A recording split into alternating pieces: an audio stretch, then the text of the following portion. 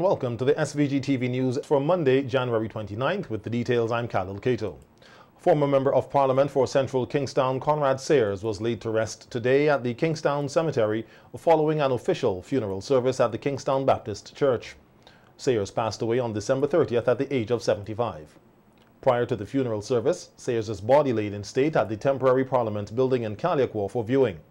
Speaking to state media at the viewing session, Prime Minister Dr. Ralph Gonsalves said one of the greatest legacies that Conrad Sayers left behind is his contribution to public service, and that he was a great leader. Public servant and was not only the leader of the Public Service Union here, after it moved from Civil Service Association, and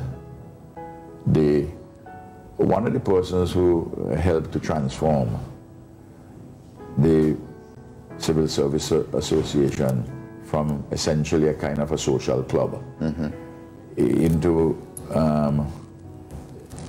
a more aggressive unionism. One of the early ones was Annie Musas when he was president of the Civil Service Association.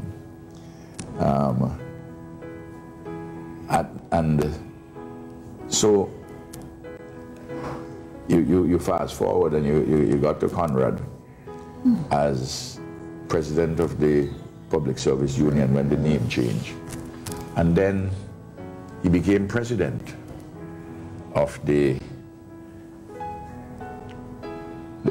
Caribbean Public Service Union. I remember being invited by him in his capacity as president of the Caribbean Public Service Union to do a speech at Methodist Church Hall in 1998, 99, 2000, somewhere around there. Prime Minister Dr. Ralph Gonsalves expressed condolences to the family and friends of Sayers. Born in 1948 and born in 1946. And I knew him from the time he was a young man, a young boy growing up. I knew his father, who was quite a leader, quiet leader, but a leader nevertheless in his community. You know, his father was at the port, was at the waterfront, solid working class man, a patriot. And Conrad would have learned and had an affinity for the working people, the poor and the disadvantaged, from his father and the community in which he grew up, originally in Paul's Avenue. But his father was well known around Kingstown, and he was always interested in the boys who went to the grammar school, and boys, for one reason or the other, who caught his eye. Because Conrad didn't go to the grammar school. As I recall it, he went to Emmanuel. Yes, that's where he went. Which under Doc Eustace gave, and still, Emmanuel still does a good education. Other current and former members of Parliament spoke highly of Sayers, who was an agriculturalist and a former president of the Public Service Union. Conrad, that he was a people person. And he was very supportive of his colleague in cabinet and parliament. He had a sense of humor. You know, Richard, you would know, and you would know that PM is a master of giving people joke and thing in front of them and so on. I knew him from his work in youth work. And then soon after that he got into politics. I think he came in at 2001 or something. 2001, yes, 2001. Yes. When he left in 2010, that's the time I came in. Okay. But I had the privilege of dealing with him before, and one of the things I love about him is that he was able to see and to talk and to integrate with a lot of people. He was a lovely host. He had a very good voice. Yes, he did. And we all, you know, in those days there were few televisions, so you had to listen to the radio. And I got to know him better then. But I'll say, when I was called to politics in 2010, I got to know him better.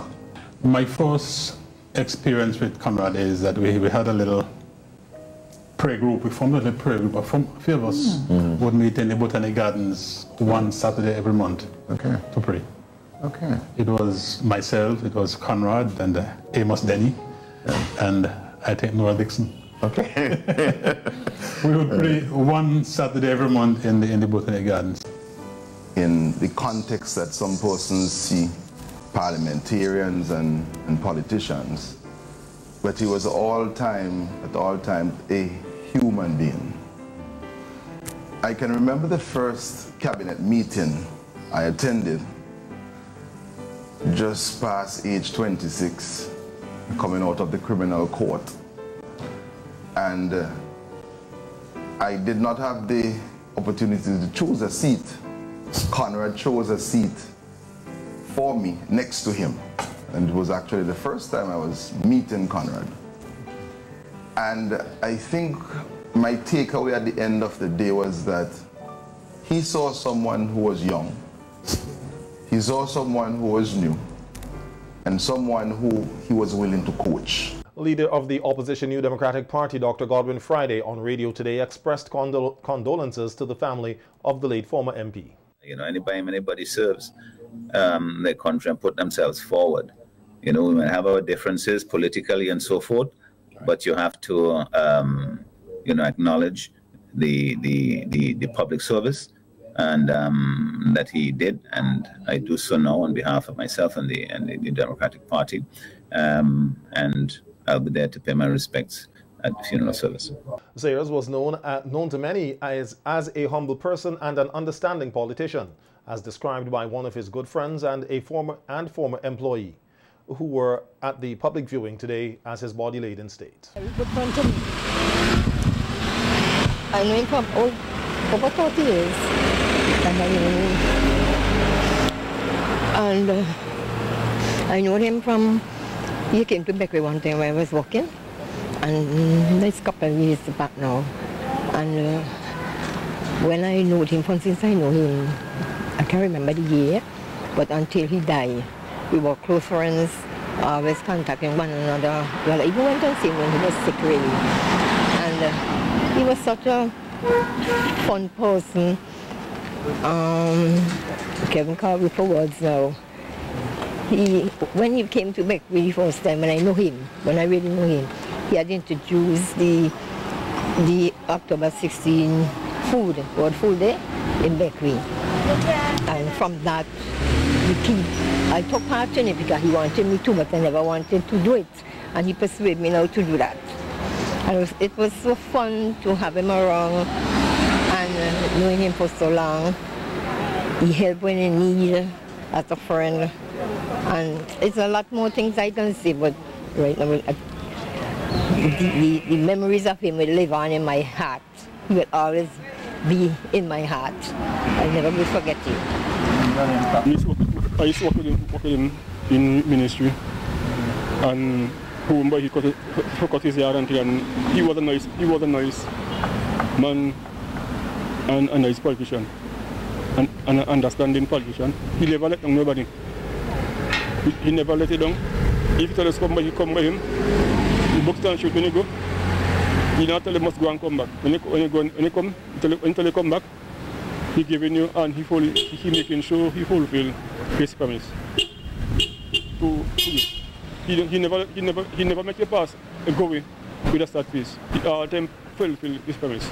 A praise and thanksgiving service was held yesterday to celebrate the 20th anniversary of the Chibar Evangelical Assembly Incorporated. During the Thanksgiving service, Minister of Ecclesiastical Affairs Curtis King congratulated the church on its milestone anniversary celebration, noting that it could not have been an easy task. I know it would not have been easy. Over those last 20 years, you had floods, you had storms, you had volcano, you had pandemic, but you are still here. Amen. In fact, given that we have to be short, I think the best I can offer you in terms of a message is the words from Clovis Green in that song, Made a Way. Because while you reflect on what you would have achieved over the last 20 years, and I do believe at the commencement, your vision, your mission, Your objective was to save a lot of our young people from the destructive path that they were heading. Yeah. And after 20 years, you have to reflect to determine how successful you have been in that mission. But even while you reflect, it is important that you give God Almighty thanks for bringing you thus far. Minister King also shared words of wisdom to the congregation at the Thanksgiving service. And I quote, "And now we are here, looking back on where we come from, because of you and nothing we have done to deserve the love and mercy you have shown. But your grace was strong, enough to pick us up." And this is the part I like. "And you made a way. When our backs were against the wall, and it looked as if it was over, Lord, you made a way. And we are standing here only because you made a way." Vincentian Professor Justin Robinson was officially inducted as Pro Vice Chancellor and Campus Principal of the University of the West Indies UWI 5 Islands campus in Antigua and Barbuda. Professor Robinson's induction ceremony was held at the SJPC House of Restoration Ministries in St. John's, Antigua on Saturday evening. On August 1st, 2023, Professor Robinson took over the position for Professor Denzel A. Williams. Noting that the induction ceremony is the first of its kind at the UWI 5 Islands campus, Professor Robinson said the University of the West Indies is committed to making the new landed campus a place that will not only shape the minds of future leaders, but serve as a beacon of innovation, inclusivity, and academic excellence. He also thanked his support system, his family, for standing behind him through his academic journey. I stand here today thankful. I'm thankful to the Almighty for the gift of life and health that allows me to stand here. And I'm thankful for my amazing support system. My mom, so much inspiration, so much love, made so many sacrifices. I always remember one of my favorite primary school teachers, whenever she sees me, she makes the joke, "But I can't believe that you stayed in school and went all the way to PhD, because you were one of those students that for the first week of class, every time your mother dropped you, you would run out behind her crying, holding on to her frock, and so on." And I must admit, I was an unashamed mommy's boy. My sister, Heather, one of my biggest fans in life, 2 years older than me, but she was always a very loving, proud, supportive sister. Even though that meant on several occasions when I met her friends, I always got the look, and a few of them really would comment, "But based on how she used to talk about you, I expected a little more, you know." My amazing wife, I really never thought I would have bigger fans than my mother and my sister, but my wife has really stepped into the role, and right now the competition is tight, real tight. Almost as tight as a Kirtley Ambrose length. And my wonderful kids, Ayana and Aisha, my crowning achievement. And I won't reveal which one of them said when the induction ceremony notice came out. For their sins, they've had to sit through many UE ceremonies, and they would say, "But Daddy, wait. This is a ceremony just about you? Really? UE serious?" My dad, my relatives, my in-laws, Barbados and Vincent again, thank you. My personal friends, my UE family, the Mona SCR posse, these are all part of my support group. They all put up with me. Noting that at UWI, they have embraced the challenge of bridging the financial gap of what the various governments can contribute, what students can pay, and what is required to have a world-class, globally competitive Caribbean institution. And so our strategic plan is grounded in this notion of the revenue revolution. That is really the mantra in UE. How do we galvanize to close that financing gap? Because we don't want the UWI to slip into mediocrity. We must not take this world-class university, consistently ranked in the top 1 to 4% in the world whenever we've done it. We must not take it for granted. I grew up taking it for granted that the West Indies would always be winning. So that cricket metaphor always worked. So across the UWI, we are embarking on this revenue revolution. And I want to take this opportunity to really send a message to my UWI colleagues that we need to change. We have to embrace this revenue revolution. Change is not easy.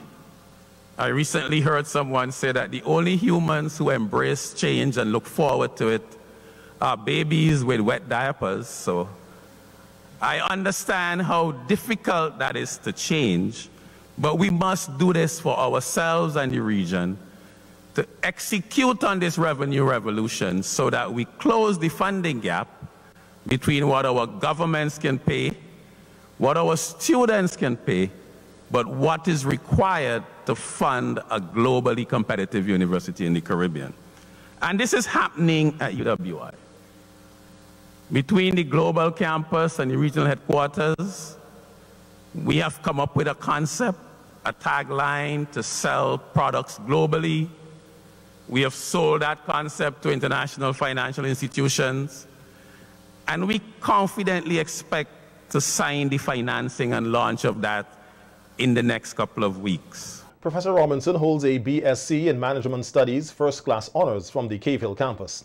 He holds a master's degree in finance and econometrics from Florida International University and a doctorate in finance from the University of Manchester in the United Kingdom. He is a professor of corporate science, finance with over 50 publications in regional and international journals. Professor Robinson has been with the university for 20 years and was a member of the working group that formed the Five Islands campus in 2018. And now some news on the weather. The St. Vincent and the Grenadines Meteorological Service says in their 72-hour weather outlook said on the southern edge of the Atlantic high-pressure system, weak unstable conditions linger across the islands with an occasional film of haze possible across the area throughout the day due to heavy concentrations of Saharan dust. It further states that a thick plume of Saharan dust is expected by late Tuesday, decreasing visibility across the island with moderate haze and thickening overnight for very poor visibility by Wednesday. The Met Service is advising persons to be alert. Marine conditions are slight to moderate in open waters with swells nearing 1.2 meters on the western coast and 2 meters on the eastern coast. It said swell heights are gradually falling to range from 1 to 1.5 meters across the island by Tuesday. Small craft operators are asked to exercise caution for reduced or very poor visibility due to the thick Saharan dust haze expected. The RSVG police force has launched an investigation into an alleged allegation of abuse of a 10-year-old minor reportedly at the hands of police officers.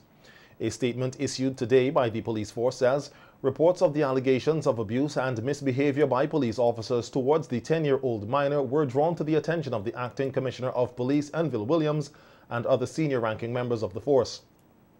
The officers implicated in the allegations were paraded before the Acting Commissioner earlier today at the police headquarters in Kingstown. The statement says an immediate investigation into the matter has been launched and the appropriate action will be taken upon completion.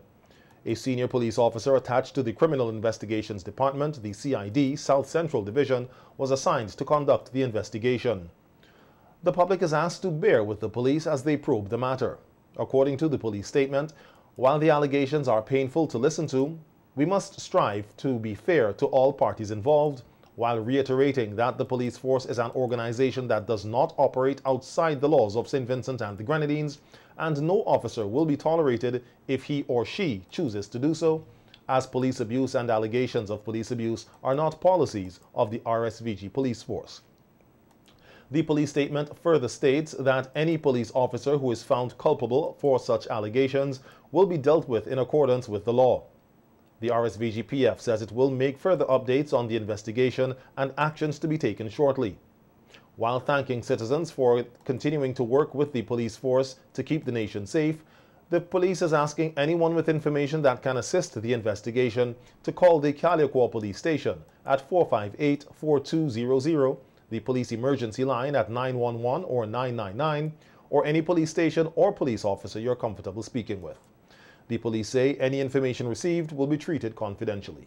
As part of the crime fighting mission of the Royal St. Vincent and the Grenadines Police Force, its Sexual Offences Unit, in collaboration with the Eastern Division, held a march and rally in Georgetown last Friday under the theme, Know Your Path, Do Your Part, Break the Silence. The event saw the launch of the Georgetown branch of the Sexual Offences Unit, which began operations on September 14, 2023, and is headed by Corporal 365 MacDonald. Addressing the rally held outside the Georgetown Police Station, Head of the Police Public Relations Department, Superintendent Junior Simmons, called for an end to sexual violence in St. Vincent and the Grenadines, noting that the scourge and silence of sexual abuse and sexual violence against boys and girls in the country should be broken. What we are seeing here today is a manifestation of the entire constituency or community of North Central Windward and the surrounding villages coming together, and North Windward as well, and South Central Windward coming together to put a dent or a stamp in sexual abuse in St. Vincent and the Grenadines. As far as probably Connery and Fancy or Sandy Bay, and those who would view the events on social media, who are viewing on social media right now, and also on SVG-TV and other mediums, to play your part in ending sexual violence in St. Vincent and the Grenadines. Our nation's youths, they are too precious to be abused, misused, and mistreated. Assistant Commissioner of Police responsible for crime, Trevor Bailey, used the opportunity to encourage rape victims to speak out, adding that there is no limitation of time for making reports on sexual abuse. Now, from the onset, I want to say that there is no limitation. There's no statute of a limitation. So that is to say, if you were sexually assaulted 5 years ago, there's nothing that prevents you from coming forward today and making your report.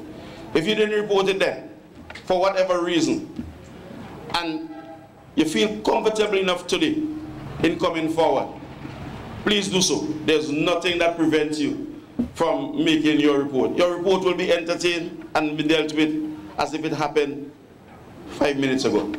So know that there's no limit. Don't say that I can't because it happened 2 years ago. ACP Bailey added that crime has no respect for persons and that all Vincentians must fight together to bring an end to it. To march in solidarity with us, the police officers.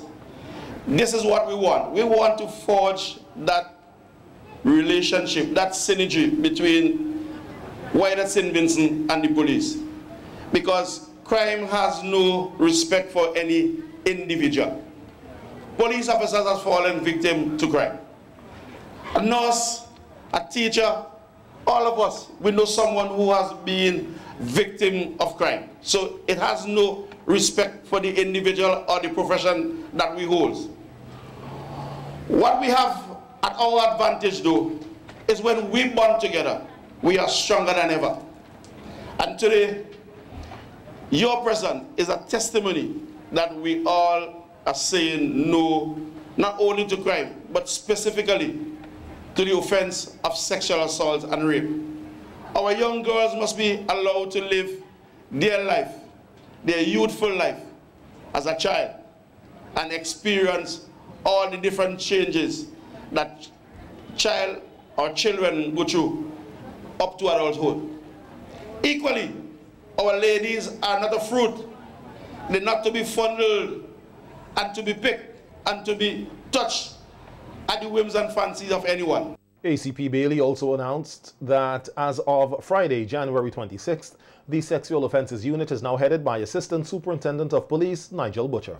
Until 10 a.m. this morning, I was the officer in charge of the Sexual Offences Unit from its inception. So for the last 5 years, I had it under my command, and as of today, ASP Nigel Butcher, unfortunately he's not here with us, but he takes command of the unit as of today. So I no longer have that direct responsibility for the unit. I'm charged with the overall responsibility of crime, but the unit is under the guidance of ASP Butcher as of today. Meanwhile, Acting Commissioner of Police Enville Williams said the issue of sexual violence in St. Vincent and the Grenadines continues to be a great focus for the RSVG police force as they continue to see the crime increasing at an alarming rate. Very often, the victims get younger and younger and younger.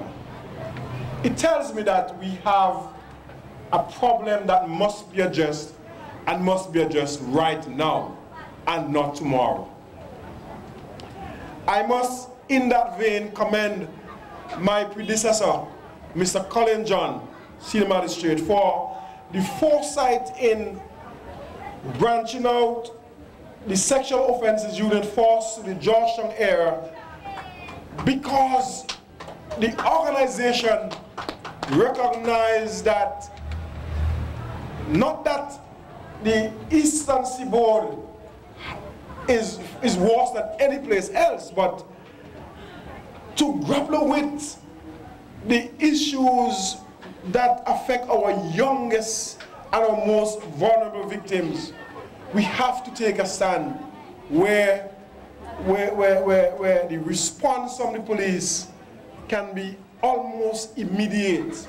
Commissioner Williams urged sexual predators in the country to leave the young children alone. No means no. Yes. Those among us who seek to violate unsuspecting men, young boys and young girls, or even women, understand that we take the issue seriously, and we will not stop once the victim indicate that he or she said no. Because like in the book of Samuel, no is simple that. No. Mothers, come on. You send your daughter to school and she come home buying with gifts that you did not give her money to spend on, and KFC and sneaker. But rather than inquiring where she gets it from, you're encouraging her to go back and get more for you. But can I be real with us a moment? You need to stop too. Right. You need to take a hard look at what you are doing to your child. You need to take a hard look at what you are doing to the future of our country and stop. But can I continue to be real with us, really? Because there are some hardback men among us. And the song that Park Hill and South Rivers sang crystallized this point, that some hardback with some water they can't use and the electron, you know, and they're dirty. The top cop said the RSVG police force treats all incidents of crime with a great level of urgency and is committed to the task of clamping down on crime. With a great degree of urgency. And he indicated, and I want to confirm that we've instructed police officers really, that every issue of crime must be dealt with. Regardless of who is reporting it, it must be treated with the level of seriousness that it requires, because crime does not affect just the vulnerable, it affects all of us equally. Police at the Chateaubriand police station have opened an investigation into a motor vehicle accident that resulted in the death of Maurice Murphy, a 57-year-old resident of Redemption Sharps, and injuries to two passengers, Kenroy James, 43, and Lesroy Irish, 22, of the same address. The police say that James, who sustained injuries to his right hip and mouth, is still hospitalized, while Irish suffered a fractured left wrist and was treated and discharged on Friday. The police say, according to preliminary reports, on Friday at about 11:40 a.m., Murphy was driving motor vehicle P6486, a silver Honda Civic, with James and Irish as passengers. They were heading to Richmond on a fishing expedition. While driving on the Trumuka Public Road, Murphy reportedly lost control of the vehicle and crashed into a retaining wall. As a result of the impact, the driver sustained serious injuries and was pronounced deceased at the scene by a medical practitioner. The motor vehicle was extensively damaged, and the police and emergency services responded to the accident and assisted the injured passengers. They were transported to the Milton Cato Memorial Hospital via ambulance by medical treatment. The police say the accident scene was processed, witnesses were interviewed, and the relevant measurements were taken. A post-mortem examination is expected to be conducted on the deceased to ascertain the exact cause of death. The RSVG police force extends condolences to all who are negatively affected by the tragic incident and is encouraging anyone with information that can assist with the investigation to call the police emergency line at 911 or 999, the Chateaubriand Police Station at 458-2229, or any police station or police officer you are comfortable speaking with. The police say your information will be treated confidentially.